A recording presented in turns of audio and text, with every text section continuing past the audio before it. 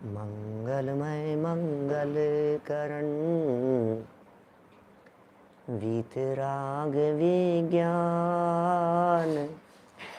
नमो ताहि जाते भये अरहंतादि महान। करि मंगल करि हो महा ग्रंथ करन के काज। जाते मिले समाज सब पावे निज पद राज, पावे निज पद राज। इस भवतरु का मूल एक जानहु मिथ्या भाव।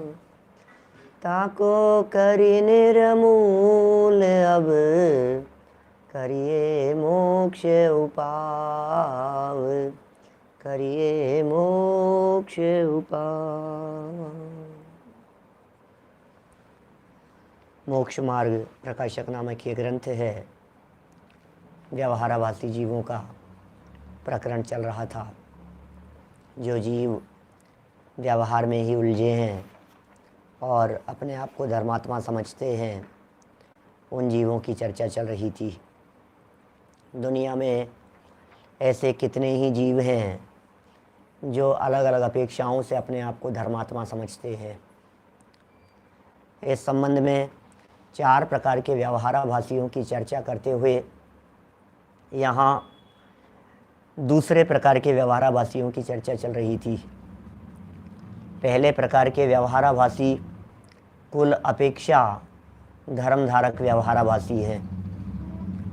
दूसरे प्रकार के परीक्षा रहित आज्ञानुसारी धर्मधारक व्यवहाराभासी हैं, जो सिर्फ अपने कुल को ही आधार बनाकर, जो सिर्फ अपने कुल परंपरा के ही भरोसे अपने आप को धर्मात्मा समझते हैं, वे पहले प्रकार के नादान लोग हैं, मूर्ख लोग हैं। और जब ये कहा गया कि कुल की अपेक्षा से ही अकेला स्वीकार नहीं करना, बातों को क्या जनवाणी कह रही है, क्या वीतरागी संत कह रहे हैं, उसे भी जानना, तो ये तुरंत कह देता है ठीक है, ओके, आपने जैसा कहा मैं आज्ञा को स्वीकार करता हूँ। तो टोडरमल जी साहब ने कहा अकेले आज्ञा मानने से भी काम नहीं चलेगा, आज्ञा के साथ साथ में परीक्षा का बल होना चाहिए। परीक्षा का बल नहीं हो और अकेले आज्ञा हो तो बोले उसे आज्ञा नहीं कहते, वह आज्ञा प्रदानी पर नहीं होता। आज्ञा के लिए बल चाहिए, ताकत चाहिए। किसकी? परीक्षा की। परीक्षा की कसौटी पर कसकर, तर्क की कसौटी पर कसकर जब किसी विषय को गहराई से जान लिया जाता है तो फिर उसमें दृढ़ता आती है, फिर वो आज्ञा प्रदानी पना बराबर बनता है। शिष्य ने 3 बातें कही थी। नंबर 1, शास्त्रों में एक आज्ञा सम्यक्त्व कहा है, इसलिए मैं आज्ञा की बात करता हूँ। दूसरा नंबर क्या था? शास्त्रों में लिखा है एक धर्म ध्यान के भेदों में आज्ञा विचय नाम का धर्म ध्यान कहा है, इसलिए मैं तो धर्म ध्यानी होने के लिए आज्ञा मानता हूँ। फिर थोड़ा उल्टा करके कई बात बोले, शास्त्रों में ऐसा भी कहा है कि शंका नहीं करना, ये निशंकित बनना। सम्यक दृष्टि जीव तो निशंकित होता है, और यदि मैं आज्ञा नहीं मानूंगा और आज्ञा की परीक्षा करने के लिए प्रयास करूंगा तो शंका हो जाएगी, और यह बात उचित नहीं है।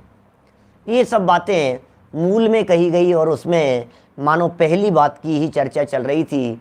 पहली और दूसरी बात आज्ञा सम्यक्त्व, और आज्ञा सम्यक्त्व के साथ साथ में दूसरा क्या जोड़ दिया गया? आज्ञा विचय नाम का धर्म ध्यान। प्रश्न उठाए जा रहे थे और उनका समाधान किया जा रहा था। कल तक जो हमने चर्चा आपके बीच में की है, वो चर्चा यह थी कि साहब सर्वज्ञ कथित हैं जिनागम। बात तो तुम्हारी बिल्कुल सही है, लेकिन जिन विषयों की परीक्षा हो सके उनकी परीक्षा जरूर की जानी चाहिए। जिनकी परीक्षा नहीं हो सके उनमें अपना दिमाग नहीं लगाना चाहिए, उनमें माथा नहीं मारना चाहिए, उनकी तरफ उपयोग मत लगाओ। जिनमें नहीं है समझ लो एक बार, ठीक है कि भाई इनकी परीक्षा नहीं हो सकती है, फिर एक और बहुत गजब की बात कही, बोले जिनकी हो सके उनकी तो परीक्षा कर ली।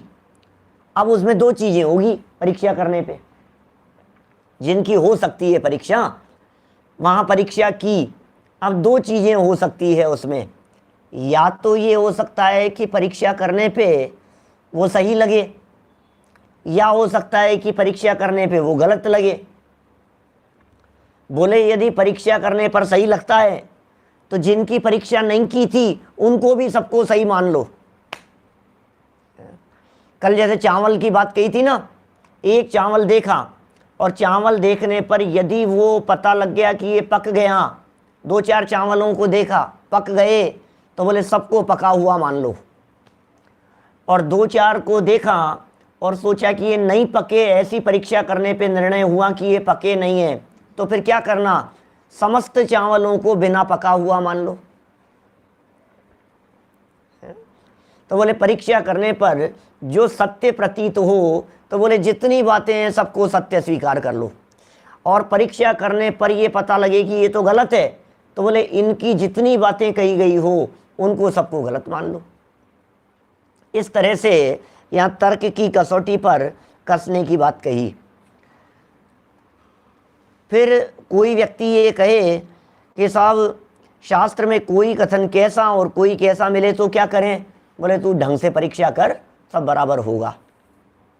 216 पेज पर आ जाइए, पहली लाइन से बढ़ते हैं अपन, पेज नंबर 216 है। फिर वह कहता है, बहुत प्रैक्टिकल क्वेश्चन है, फिर वह कहता है छद्मस्त से अन्यथा परीक्षा हो जाए तो वे क्या करे। भाई साहब सर्वज्ञ की बातें तो प्रामाणिक है, सर्वज्ञ ने जो बात कही है वो तो 100% सही है, और शास्त्रों की बातें जो हैं अब वो किसी ने मिलावट कर दी हो तो गलत भी हो सकती है और सही भी हो सकती है, जो भी है। और तुमने हमारे को ये कह दिया कि परीक्षा करो, लेकिन मेरे साथ में सबसे बड़ी दिक्कत यह है कि मैं छद्मस्त हूँ, मैं अल्पज्ञानी हूँ, मैं मंदबुद्धि हूँ। मेरे साथ में प्रॉब्लम ये है ना, मैं केवल ज्ञानी तो हूँ नहीं। कितना सुंदर प्रश्न उठाया है, पेज नंबर 216 है, पहली लाइन। फिर वह कहता है छद्मस्त से अन्यथा परीक्षा हो जाए तो वह क्या करे। ये बहुत वेदना है उसके हृदय में, शिष्य के हृदय में। ये साहब देखो गलत परीक्षा हो जाएगी, जबरदस्ती लेने के देने पड़ जाएंगे, उल्टा हो जाएगा मामला। परीक्षा हम करना, हमारी कौन सी हैसियत नहीं है हमारी परीक्षा करने की, हम उस योग्य नहीं है, हम क्या परीक्षा करेंगे और क्या निर्णय करेंगे। बोलो, ये प्रश्न उठता है लोगों के चित्त में। और टोडरमल जी की सबसे बड़ी विशेषता यही है कि जो प्रश्न आपके चित्त में उठता है उसे आगामी पंक्तियों में लिखा हुआ पाते हैं। हम क्या करें यार, मैं तो निर्णय करना चाहता था और निर्णय गलत हो गया। कल आपने पंचामृत स्त्री अभिषेक जैसी बातें कही थी, अब हमने तो खूब निर्णय किया और निर्णय करने के बाद में गलत हो गया, तो मैं क्या करूं। बोलो, संभावना तो है ही ना, छद्मस्त हूं, जैसा कहने वाला दिखता है उसके अनुसार हमारे परिणाम हो जाते हैं। एक व्यक्ति ये कहने लगता है रात्रि भोजन मत करो, उसने तर्क दिए, हमारे को समझ में आ गई, हमने नहीं किया। फिर दूसरा व्यक्ति आता है, वो कहता है अरे यार क्या बात कर रहा है, कौन से जमाने की बात कर रहा है, सही सही बता, जो शास्त्र लिखे हैं वो कौन से समय के लिखे हुए हैं। बोले साहब 100 200 500 साल। बोले उस समय तो लाइटें थी नहीं, तो इसलिए ऐसी बात लिख दी उन्होंने। मैं शास्त्र गलत नहीं है, रात को नहीं खाना चाहिए, ये उन आचार्यों की बातें बिल्कुल सही है, लेकिन लाइट नहीं थी ना उस जमाने में। लाइट नहीं थी उस जमाने में, आज तो लाइट है, रोशनी है, प्रकाश है, बिल्कुल दिखाई दे रहा है आपको, ट्यूबलाइट दिखाई दे रही है, रोशनी दिखाई दे रही है, खूब इतना प्रकाश है। पहले के ज़माने में नहीं थी ये बात, इसलिए आज के समय में रात को फिर देख करके खाओ, इसमें क्या हो गया, सावधानी से खाओ। कौन से कीड़े पड़ रहे हैं उसमें, आप कह रहे हो साहब बिच्छू गिर जाएगा, सांप आ जाएगा, ये हो जाएगा। अरे वो तो जंगलों की बातें हैं, पुराने ज़माने की बातें हैं, तो किसी ने ऐसा समझाया, समझ में आ गई है, बात तो सही कह रहे हो यार, बात तो सही कह रहे हो। अब हमारी ये बात जच गई हमारे दिमाग में। बोलो अब क्या करें। भाई अब परीक्षा की हमने तो, और परीक्षा करके हमने देखा कि वो शास्त्र कितने समय पहले के लिखे हुए हैं, उनके समय में क्या परिस्थितियां थी, आज समय कैसा है, आज के समय में क्या परिस्थितियां हैं, क्या वास्तव में वो अंधकार में खाना ठीक है कि लाइट जल रही है। तो अब हमने परीक्षा की और हम इस निर्णय पर पहुंचे कि भाई हमें तो रात को खा लेना चाहिए। लोग ऐसा सोच सकते हैं, मूर्ख लोग, नादान लोग। तो अब क्या करें, गलत परीक्षा हो गई तो। छद्मस्त व्यक्ति, नादान व्यक्ति के माध्यम से, अल्प बुद्धि के माध्यम से परीक्षा तो गलत होने की संभावना दिखती ही है। तो टोडरमल जी के जवाब सुनो जरा, समाधान। झूठी बातें मत बना, निष्पक्ष होकर के निर्णय करना। क्या कह रहे हैं देखो जरा। सच्ची झूठी दोनों वस्तुओं को कसने से, दो वस्तुएं हैं, एक सच्ची है और एक झूठी है, दोनों में से कौन सी सच्ची है और कौन सी नहीं है, मुझे परीक्षा करनी है, गलत हो जाएगी। तो टोडरमल जी कह रहे हैं दोनों को कस करके देख कसौटी पत्थर के ऊपर, तुझे अंतर दिखाई देता है कि नहीं। अंतर तो दिख रहा है। सच्ची झूठी दोनों वस्तुओं को कसने से अर्थात और प्रमाद छोड़कर परीक्षा करने से, तो सच्ची ही परीक्षा होती है। तो प्रमाद छोड़, आलसी मत बन, नींदों में निर्णय मत कर, सच्ची ही परीक्षा होगी। निष्पक्ष होकर के देख, जहां पक्षपात के कारण भले प्रकार परीक्षा न करे, वहीं अन्यथा परीक्षा होती है। आपके दिमाग में यदि ये बात सेट बैठी हुई है, मैं तो जैन हूं, तो फिर समझ लो आपकी परीक्षा में गड़बड़ हो गई। आपके दिमाग में यदि, क्योंकि क्या होता है, व्यक्ति ऐसा सोचता है कि भाई ये व्यक्ति कह रहे हैं ना, भैया मैं तो इनका भक्त हूं, भैया मैं तो इनका फॉलोअर हूं, मैं तो इनको फॉलो करता हूं, तो फिर तू जो भी निर्णय करेगा वो पक्षपात वाला निर्णय होगा। क्या समझ में आ रही है बात? देखो क्या लिखा है,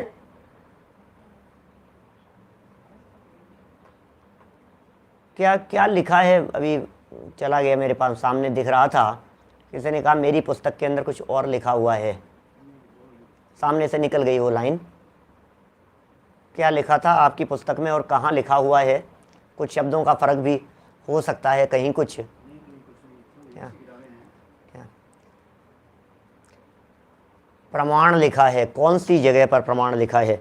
सच्ची झूठी दोनों वस्तुओं को कसने से और प्रमाण छोड़कर तो नहीं हो सकता, प्रमाद छोड़कर परीक्षा करने से सच्ची ही परीक्षा होती है। जहाँ पक्षपात के कारण भले प्रकार परीक्षा न करे, वहाँ अन्यथा प्रमाण, यहाँ प्रमाण आएगा। जहाँ भले प्रकार परीक्षा न करे, वहीं अन्यथा प्रमाण होती है। प्रमाद, प्रमाद की जगह प्रमाण लिखा है क्या? चलो कोई बात नहीं, मेरे पास एक दूसरा प्रकाशन हो रहा है। एक्चुअल में मेरे पास में भी 2-3 पुस्तकें हैं जो अलग अलग समय की प्रकाशित है।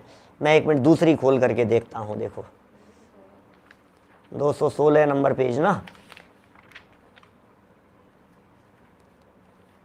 प्रमाद छोड़कर, इसमें भी प्रमाद ही मिल रहा है।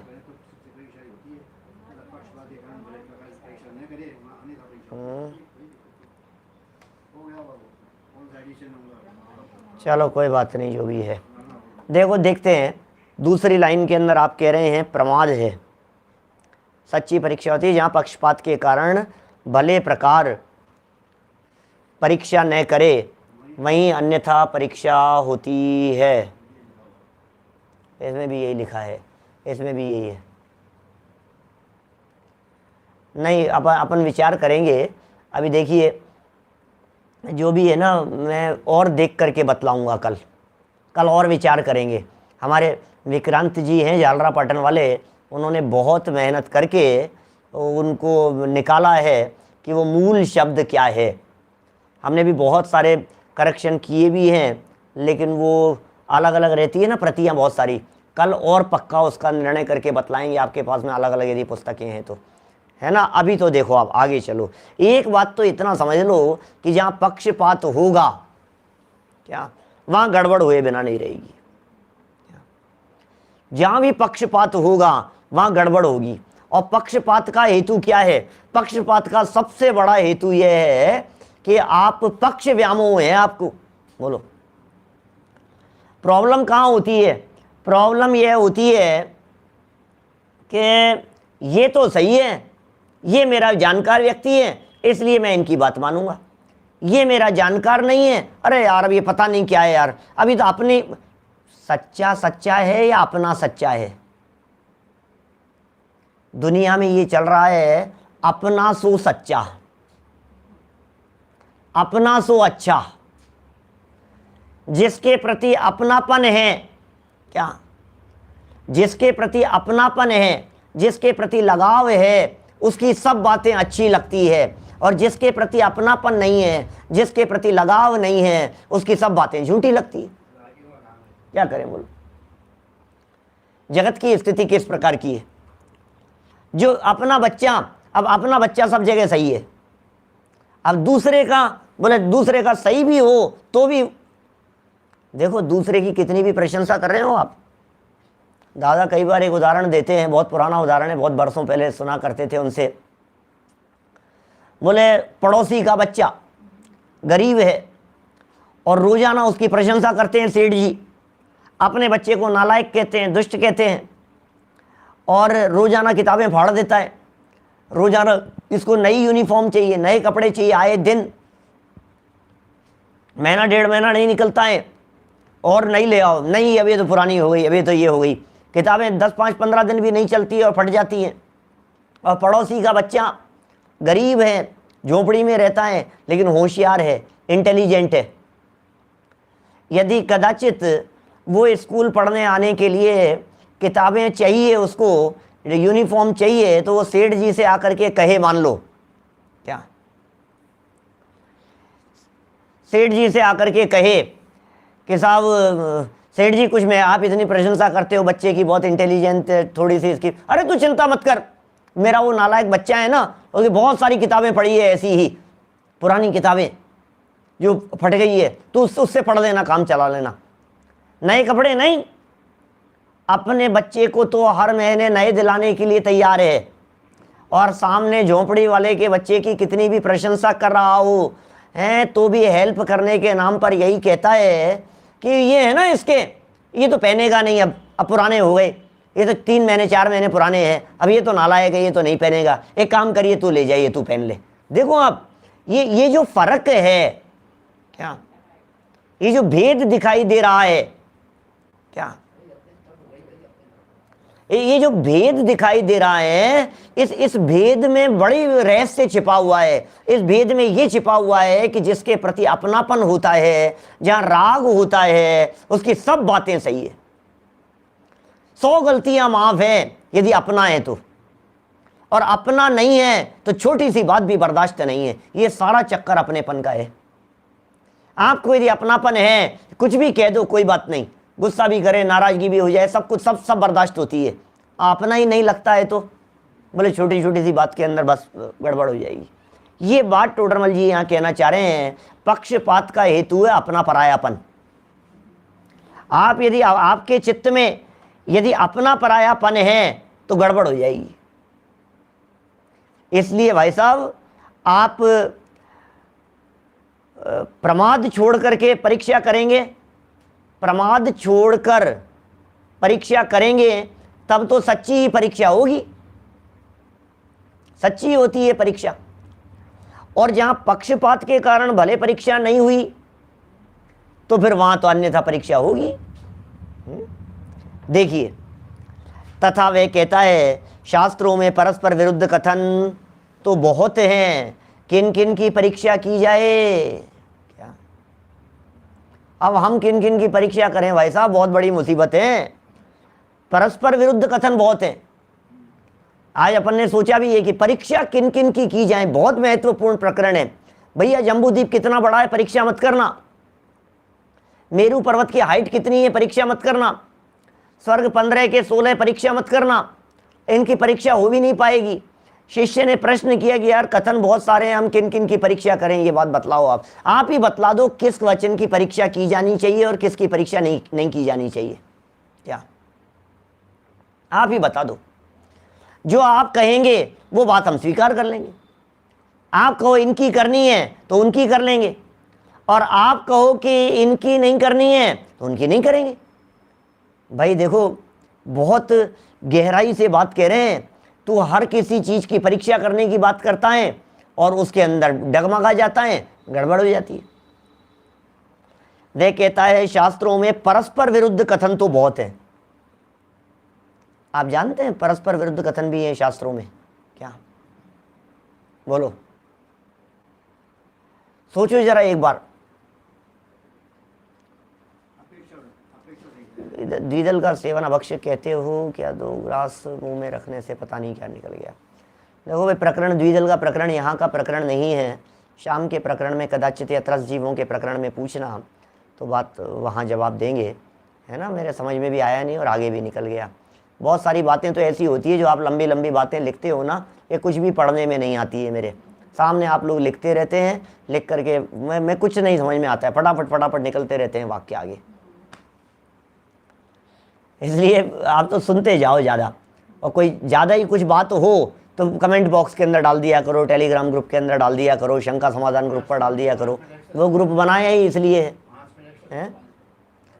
देखिए क्या कह रहे हैं, बहुत इंपॉर्टेंट बात है ये। परीक्षा किन किन की करें, किन की करूं परीक्षा? तो जवाब, समाधान, मोक्ष मार्ग में देव गुरु धर्म। क्या कह रहे हैं?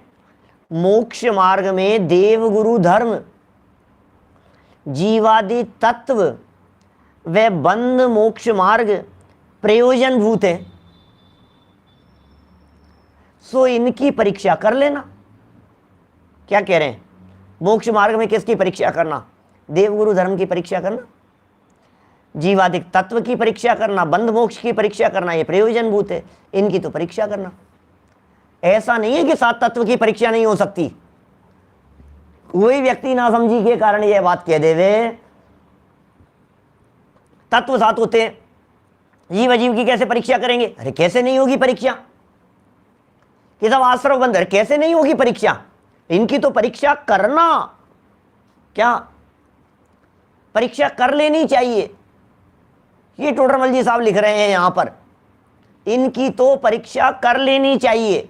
क्या जिन शास्त्रों में यह सच्चे कहे हों उनकी सर्व आज्ञा मानना, और जिनमें यह अन्यथा प्ररूपित किए हों उनकी आज्ञा नहीं मानना। बस कसौटी कह दी तुम्हारे को। अब तुम दुनिया भर की बातों के अंदर परीक्षा करने की सोचोगे तो नहीं चलेगा साहब। वो जो भरत चक्रवर्ती है ना, वो भरत चक्रवर्ती, वो हमने सुना है 6 खंड जीतने के बाद में एक बहुत बड़े पहाड़ के ऊपर अपना नाम लिखने के लिए गया था, वृषभाचल के ऊपर। कहाँ पे है वो पहाड़?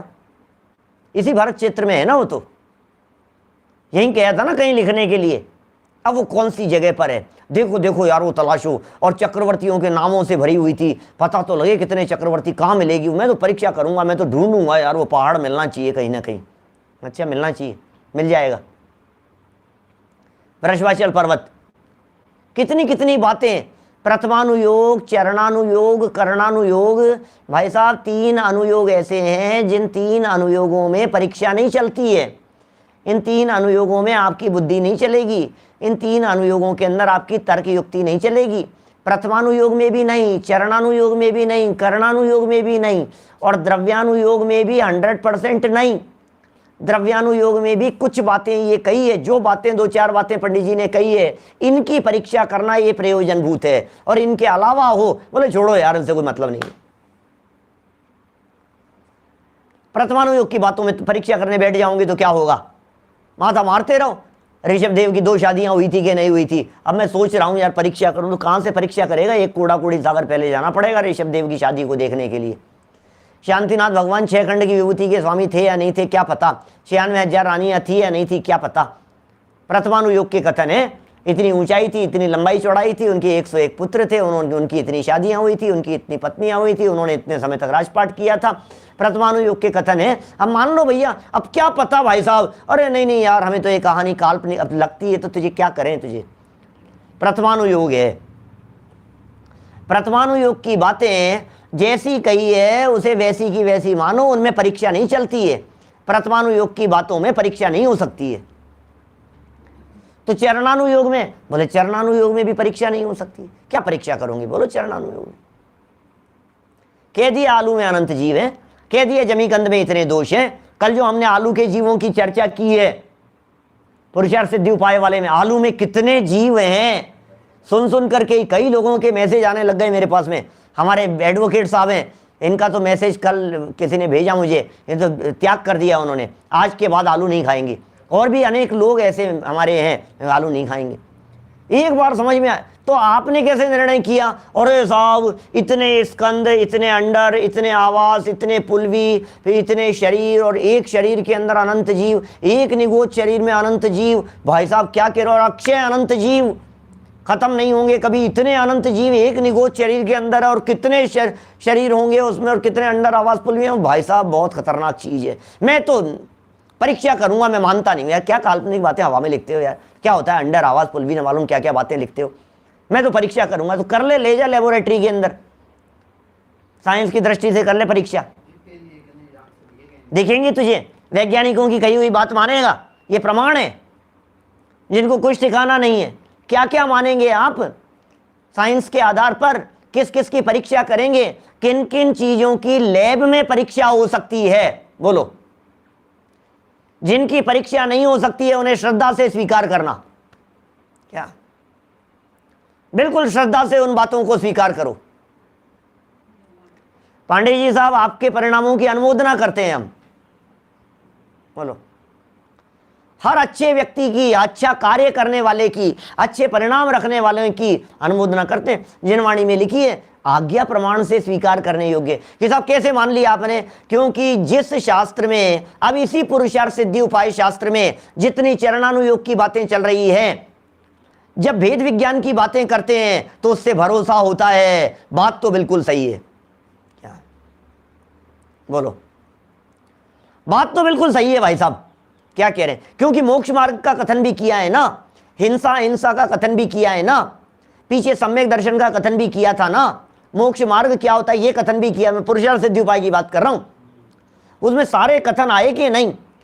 हर चरणानुयोग के ग्रंथ में ध्यान देना, मैं क्या कह रहा हूं, हर चरणानुयोग के ग्रंथ की शुरुआत आचार्यों ने पहले कहां से की है, सम्यक दर्शन से। पहला अधिकार सम्यक दर्शन अधिकार लिखा, दूसरा अधिकार सम्यक ज्ञान अधिकार लिखा, फिर चरणानुयोग में चारित्र की चर्चाएं की उन्होंने। बोले श्रद्धा जब तक सम्यक नहीं हो, ज्ञान जब तक सम्यक नहीं हो, तुम्हारे चारित्र की चर्चाओं की क्या कीमत है। और सम्यक दर्शन का जो विषय है ये परीक्षा प्रदानी है, उसमें परीक्षा हो सकती है। ये मोक्ष मार्ग है या नहीं है, ये जीव तत्व है या नहीं है, या अजीव तत्व है या नहीं है, बोलो। इसकी परीक्षा करना, इनका निर्णय करो कि ये परीक्षा हो सकती है। देव की परीक्षा करो, गुरु की परीक्षा करो। ये बातें लिखी है कितनी जबरदस्त। मोक्ष मार्ग में देव गुरु धर्म ये प्रयोजन भूत हैं, इनकी परीक्षा नहीं करेगा, क्योंकि भैया टोडरमल जी का ही वाक्य है, हो 192 नंबर पेज, अरे देव गुरु धर्म तो सर्वोत्कृष्ट पदार्थ हैं। इसमें अन्यथापन जिसके हो, 192 नंबर पेज पीछे पढ़ चुके हैं, इसमें अन्यथापना भाषित होने से सर्व कथन विरुद्ध को प्राप्त होता है, सब कुछ गड़बड़ हो जाएगी। खोलो जरा 192 पेज, ज्यादा पीछे थोड़ी ने, मैंने बार पहले चर्चा की होगी, इससे ज्यादा क्या। 192 नंबर पेज खोलो, देखो नीचे से दूसरा पैराग्राफ प्रकरण का।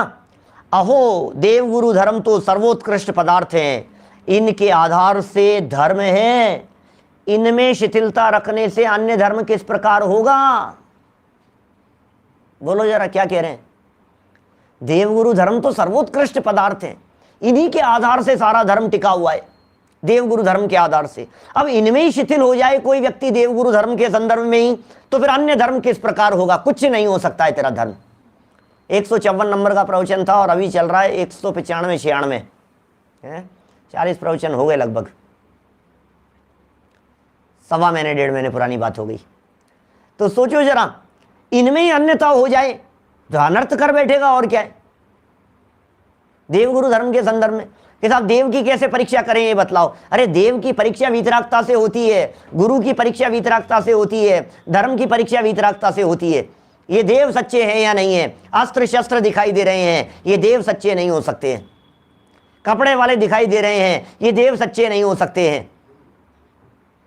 वीतरागता नहीं दिख रही है, ये देव सच्चे नहीं हो सकते हैं।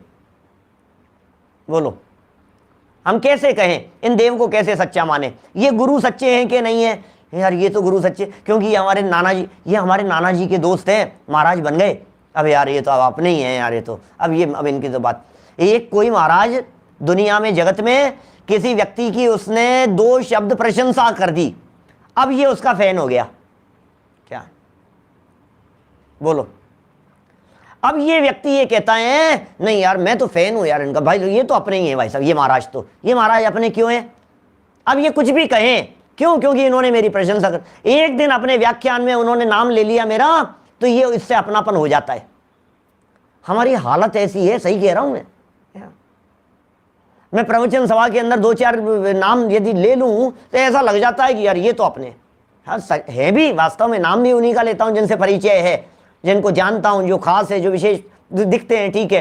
तो मेरा कहने का मतलब ये है, आप इन महाराज को क्यों मानते हो? अरे यार इनसे थोड़ा सा अपना, इनसे अपनी दोस्ती है। तो दोस्ती है इसलिए मान रहा है, तो ये शर्म नहीं आती है? वीतरागता का क्या होगा? सत्य असत्य के निर्णय का क्या होगा? ये जो राग द्वेष का पोषण कर रहे हैं उसका क्या होगा? ये जो हिंसा का पोषण कर रहे हैं उसका क्या होगा? ये जो विषय कषाय का पोषण कर रहे हैं इसका क्या होगा?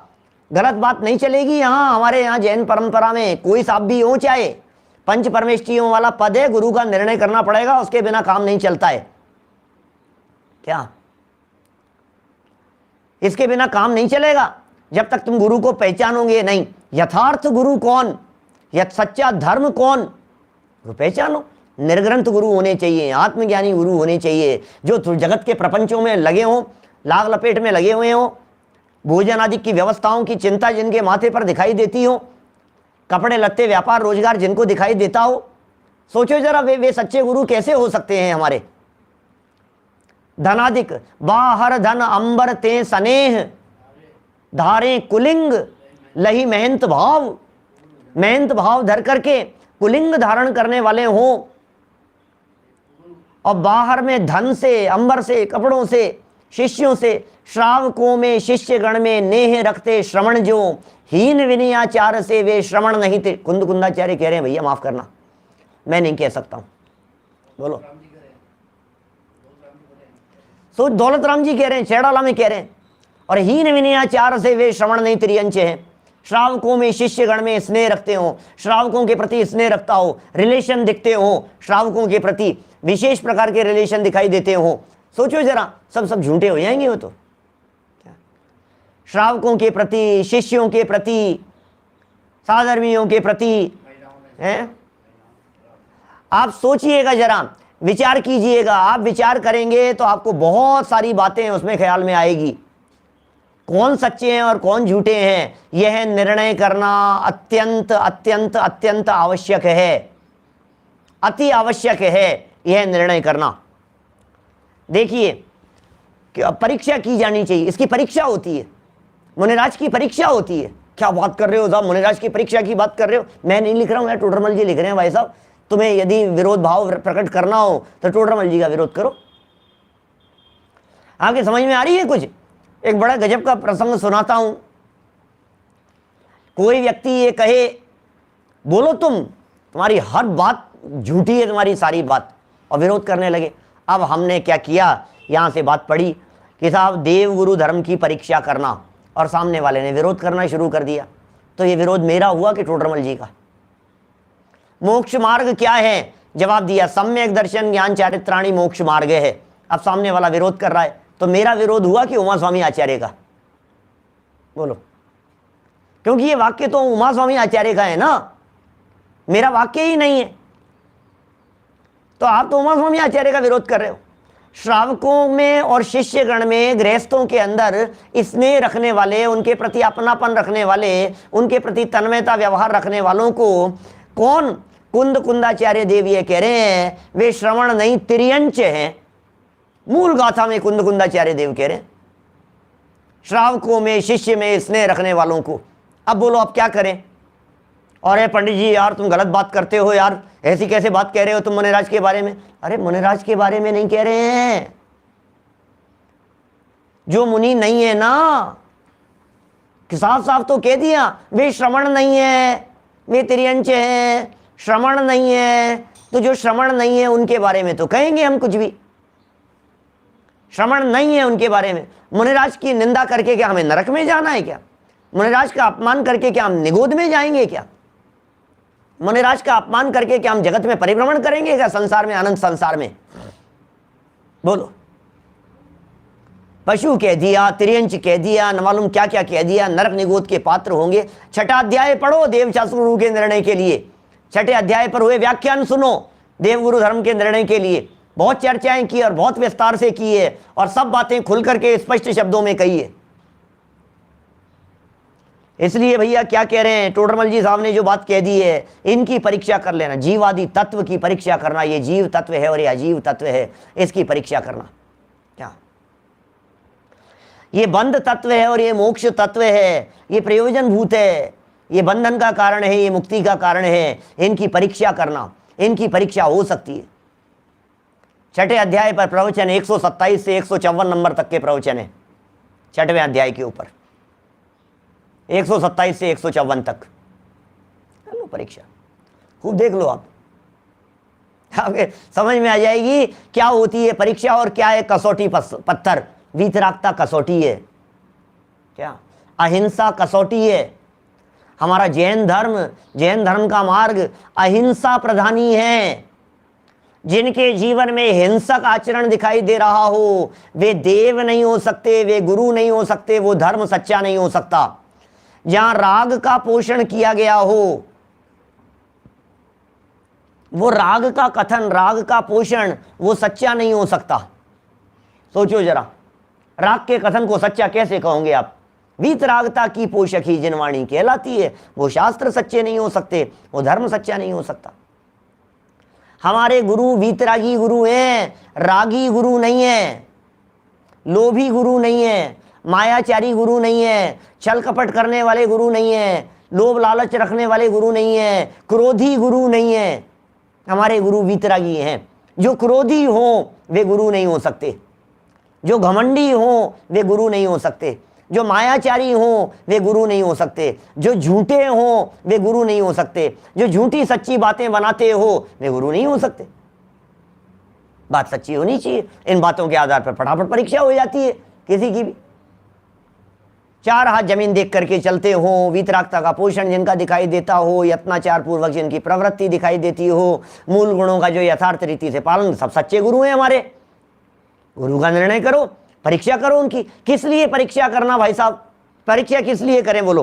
क्योंकि ये प्रयोजन भूत है। प्रयोजन भूत क्यों है? क्योंकि इनके माध्यम से ही, क्या इनके माध्यम से ही सम्यक दर्शन होगा। इनके निर्णय के बिना मोक्ष मार्ग शुरू नहीं होगा। इसलिए कह रहे हैं हमें हमारे जीवन में मोक्ष मार्ग। देखो, विरोध नहीं करना किसी का भी, ये बात समझ लेना। हमारे यहाँ विरोध का काम नहीं है। अरे विरोध तो हम किसी का नहीं करते, हम उन गुरु के शिष्य हैं जिन्होंने अपने जीवन में कभी किसी का विरोध नहीं किया। क्या कभी किसी का विरोध नहीं किया? विरोध तो हम विरोधी का भी नहीं करते। क्या सोचो जरा, विरोधी का भी विरोध नहीं। क्यों करें हम विरोध? भैया विरोध नहीं करेंगे, इसलिए विरोध नहीं करेंगे हम क्योंकि विरोध का भाव क्रोध भाव है। क्या विरोध का भाव नाराजगी का भाव है, विरोध का भाव कषाय भाव है। हम विरोध करने का उपदेश देवें, इसका मतलब कषाय करने का उपदेश दे दिया। बोलो, इनका तो विरोध किया जाना चाहिए, तो आपने क्या उपदेश दिया भाई साहब? विरोध क्या होता है? विरोध को दूसरे शब्द में कहें तो कहेंगे कषाय। क्या बोलो, विरोध माने क्या? कषाय। विरोध करना चाहिए, इसका मतलब कषाय करनी चाहिए, ये उपदेश हो गया ना। बोलो सर्राफ साहब, बोलिए हम कैसे करें विरोध? तो फिर साहब आप ये कर क्या रहे हो, यहाँ विरोध नहीं कर रहे हो? तो अरे हम विरोध नहीं कर रहे, हम सच्चे झूठे की परीक्षा कर रहे हैं। कि क्यों कर रहे हो तुम परीक्षा? परीक्षा विरोध करने के लिए नहीं कर रहे, परीक्षा उनके लिए नहीं कर रहे, परीक्षा अपने आप के लिए कर रहे हैं। आप परीक्षा नहीं करते हो। यहाँ तो आपकी परीक्षा की बात कही गई तो आपने तुरंत कह दिया कि नहीं परीक्षा, क्या गजब करते हो साहब, दुकान पर जाते हो परीक्षा नहीं करते हो। कौन सी दुकान पर जाना और कौन सी दुकान पर नहीं जाना, ये परीक्षा कौन करता है, बतलाइए मुझे। इस दुकान से मिठाई खरीदना और इससे नहीं खरीदना, ये परीक्षा क्यों कर रहे हो, ये बतलाइए मुझे। क्यों कर रहे हैं आप ये परीक्षा? इस डॉक्टर से इलाज करवाना और इससे नहीं करवाना, ये परीक्षा क्यों कर रहे हो? कपड़े खरीदने के लिए जाते हो, 4 कपड़ों को हाथ में लेते हो, ये अच्छा है, ये नहीं है, ये परीक्षा क्यों कर रहे हो आप? दुनिया में तो हर जगह पर परीक्षा करता है, और धर्म का क्षेत्र ऐसा है जहां बिना परीक्षा किए हुए अंधभक्त होकर के स्वीकार करने की बात करता है। भैया जिनकी परीक्षा हो सके, यह बात परम सत्य है कि 3 लोक, भूगोल, जैन ज्योग्राफी, कर्म सिद्धांत, गुणस्थान, इन विषयों में परीक्षा नहीं हो सकती। इनमें भी यथासंभव जितनी हो सके उनकी परीक्षा कर लेना। कि गुणस्थान में भी परीक्षा की, हाँ हो जाती है गुणस्थान की भी परीक्षा, कदाचित जिस विषय में हो सके। एक व्यक्ति घर में बैठा है, कपड़े लत्ते पहने हुए बैठा हुआ है, परिग्रह के साथ में है, परिग्रह को अपना मान रहा है कि साहब मुनि है या नहीं है, बोलो 6वां 7वां गुणस्थान, परीक्षा हो गई? नहीं है, सीधी सी बात है, इसमें क्या है। परीक्षा करने पर निर्णय पर पहुंचते हैं। निर्णय रिजल्ट है, परीक्षा प्रोसेस है। क्या? परीक्षा माने प्रक्रिया, निर्णय माने रिजल्ट। किस निष्कर्ष पर पहुंचे वो है निर्णय। करनी पड़ेगी परीक्षा। मैं नहीं, हर दुनिया में हर जगह पर एप्पल के ठेले पर से एप्पल उठाते समय परीक्षा करते हो कौन सी सही है और कौन सी नहीं है। हर जगह तो आप परीक्षा कर रहे हो। किसी अनजान जगह पर जा रहे हो, आपको पहुंचना है तो आप परीक्षा करते हो। 2 रास्ते दिखाई दे रहे हैं, इधर जाऊं कि इधर जाऊं, आप परीक्षा करते हो इधर जाऊं कि इधर जाऊं। नहीं करते हैं आप परीक्षा।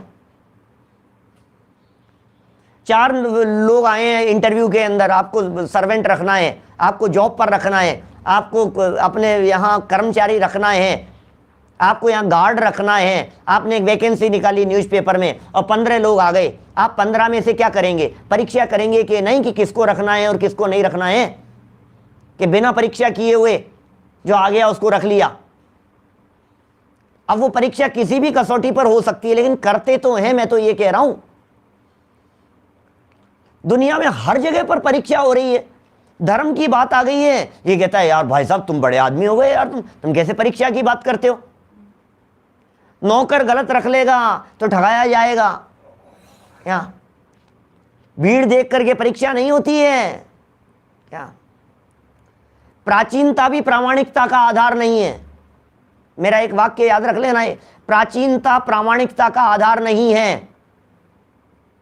भीड़ से सत्य का निर्णय नहीं होता। भीड़ से यदि आप सत्य का निर्णय करने लगेंगे तो संसारी जीवों की तो भीड़ सदा काल रहेगी। भीड़ तो अमिताभ बच्चन के शो चलेंगे उसमें आएगी क्या? शाहरुख खान कहीं आकर के रोड शो करेगा तो भीड़ तो आपको वहां दिखाई देगी। अमिताभ बच्चन आकर के करेगा तो भीड़ तो आप, अमिताभ बच्चन यदि फ्री छोड़ देवे क्या कि मैं यहां इस रोड पर आ रहा हूं, जिन जिन को आना हो आ जाओ, तो दुनिया उमड़ेगी उसके दर्शनों के लिए। अब बोलो आप क्या करें? तो अमिताभ बच्चन की फोटो लगा करके भगवान मान लो। अब लोग भगवान भी मान रहे हैं, अब क्या करो? क्या मिलेनियम स्टार है नो डाउट।